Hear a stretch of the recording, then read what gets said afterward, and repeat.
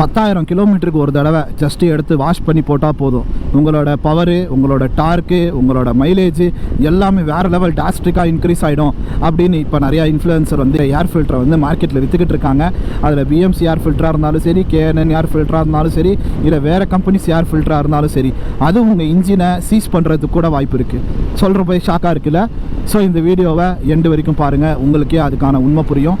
Stock ஏர் ஃபில்டருக்கும் after market ஏர் ஃபில்டருக்கும் என்ன டிஃப்ரென்ஸ்னு பார்த்தீங்கன்னா, stock ஏர் ஃபில்டரில் நம்ம வண்டியோட இன்ஜினுக்கு எவ்வளோ ஏர் போகணுமோ நம்ம இன்ஜினுக்கு ஏற்ற மாதிரி ஏர் ஃபில்டர் கொடுத்துருப்பாங்க. ஸோ இப்போ நீங்கள் ஆஃப்டர் மார்க்கெட் ஏர் ஃபில்டர் போடுறப்போ உங்களுக்கு ஏர் இன்டேக் அதிகமாக இருக்கும். ஏர் இன்டேக் அதிகமாக இருக்கிறனால நிறைய டஸ்ட்டு உள்ளே போகும். நிறைய டஸ்ட்டு உள்ளே போகிறப்போ ஆட்டோமேட்டிக்காக வந்து உங்கள் வண்டியோட வால்வும் சரி, உங்கள் வண்டியோட பிஸ்டனும் சரி சீக்கிரமாக டேமேஜ் ஆகும். சீக்கிரமாக டேமேஜ் ஆயிடுச்சுன்னா உங்களோட வண்டியோட இன்ஜினே வந்து சீஸ் ஆகிறதுக்கு கூட வாய்ப்பு இருக்குது. இது நிறைய பேர் சொல்கிறதில்ல.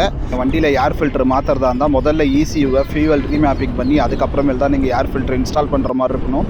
ஸோ எந்த வண்டிக்கெல்லாம் பர்ஃபார்மன்ஸ் ஏர் ஃபில்டர் வந்து நீங்கள் யூஸ் பண்ணலான்றது பார்த்தீங்கன்னா, இப்போ ட்ராக்கில் ஓட்டுறாங்க, இல்லை ஏதாவது டர்ட் ரேஸ் அந்த மாதிரி போகிறாங்கன்னா இனிஷியலாக அவங்களுக்கு பவர் அண்ட் பிக்கப் வேணுன்றதுக்காக அவங்க யூஸ் பண்ணலாம்.